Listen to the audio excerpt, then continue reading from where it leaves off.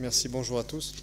Alors si je pouvais m'exprimer pour rebondir sur ce qu'a dit Antoine Lafont, effectivement on vit peut-être une demi-révolution, peut-être pas une révolution totale, mais une évolution dans le sens où peut-être si on le veut, on va faire maintenant de l'angioplastie écologique. Vous savez qu'actuellement on pressent qu'on ne pourra plus consommer de carbone, on ne pourra plus consommer de pétrole.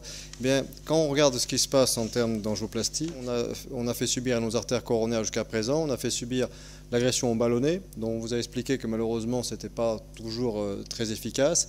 Parce que dans cette agression ballonnée, il y a un processus d'une part de cicatrisation par rétraction du vaisseau, mais il y a aussi un processus de prolifération cellulaire. Et puis il y a le stent que malheureusement on est obligé de laisser. C'est comme nos déchets sur la planète, malheureusement on est dans un système où on ne pourra plus jamais l'enlever. Et si ce stent est en plus enrobé de substances, en particulier antimitotiques, dont vous a parlé, et bien là on peut avoir des dégâts encore plus, on va dire presque collatéraux, avec des réactions tardives, en particulier des réactions de thrombose, comme le schéma qui est en bas de cette diapositive.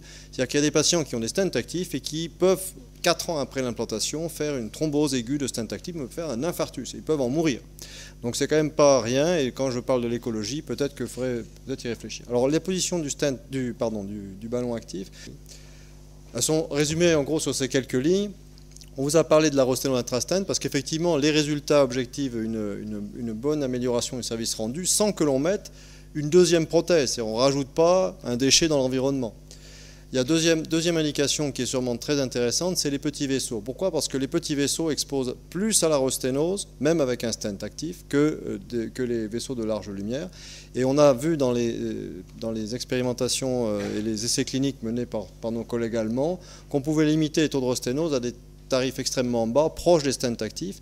Et comme l'a expliqué Martine Gillard, on a bien vu qu'on avait un accès plus simple avec des systèmes de ballonnets qu'avec des systèmes de stents qui sont malheureusement encombrants et qui sont très peu dirigeables dans des petits vaisseaux, en particulier en distalité.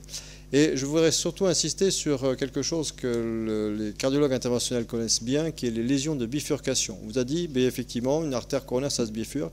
Il faut savoir que ça représente quand même près de 20% de l'activité d'un centre de cardiologie interventionnelle, ces bifurcations, parce que vous avez donc le schéma d'une coronaire qui est au centre, vous avez donc une coronaire angiographiquement visible par le produit de contraste, et on voit que la lumière de ce coronaire, et ce que vous voyez à droite, c'est le schéma qui vous montre que l'athérosclérose se développe à l'extérieur des coronaires, et en particulier au niveau des bifurcations, elle envahit globalement toute cette zone, et il est souvent techniquement très difficile, comme vous le montre le petit schéma de gauche, de couvrir complètement cette bifurcation avec les prothèses, avec les stents, et on reste souvent sur notre faim par rapport donc à cette angioplastie.